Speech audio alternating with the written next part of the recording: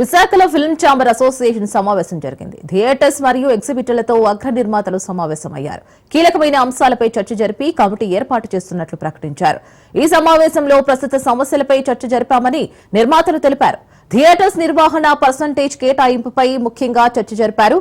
Theatres పై జరుగుతున్న తనిఖీలను నిరంతరం జరిపే ప్రక్రియగానే జరుగుతాయని నిర్మాతలు అన్నారు. ఇక నిర్మాతలు సమావేశంపై మరింత సమాచారం మా విశాఖ ప్రతినిధి సూర్యప్రకాష్ అందిస్తారు.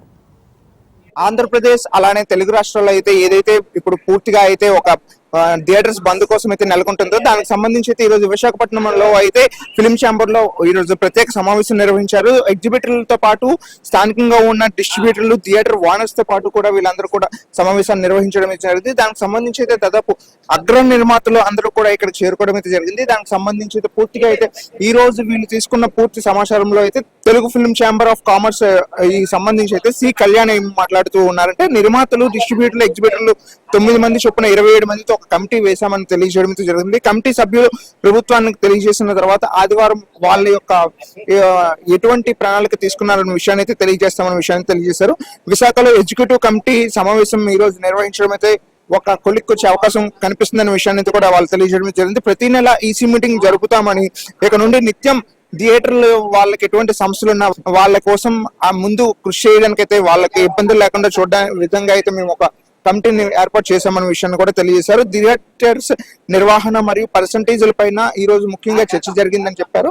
దానికి సంబంధించి ఏదైతే చర్చ జరిపారో దానికి సంబంధించి పర్సంటేజ్ ఈ యొక్క అగ్ర నిర్మాతలు చేసే సినిమాల్లో ఏదైతే ఉంటాయో వాటికి సంబంధించి 90% మామూలు సినిమాలకి 90% వరకు వాళ్ళు ఇవ్వడం అయితే జరుగుతుంది పర్సంటేజ్. బట్ ఇప్పుడు ప్రస్తుతం అయితే చిన్న సినిమాలకి కానీ నార్మల్ సినిమాలకి కానీ అయితే 10% రాయితీలు ఇవ్వడం, 90% రాయితీలు ఇవ్వడం జరుగుతుంది. అగ్ర సినిమాలకి అయితే 90% రాయితీలు ఇవ్వకపోవడంతో వాళ్ళకు ఆ టైంలో 10 to 15% వరకే పర్సంటేజ్ ఇవ్వడంతో అయితే అగ్ర సినిమాలు కథానాయకులకు సంబంధించి అన్ని విధాలుగా వేరేగా ముందుకు వెళ్తాయనే విషయంతో వాళ్ళందరూ కూడా థియేటర్ యాజమాన్యం అయితే తెలియజేయండి. దానికి సానుకూలంగా స్పందించి ఒక కమిటీని ఏర్పాటు చేశారు.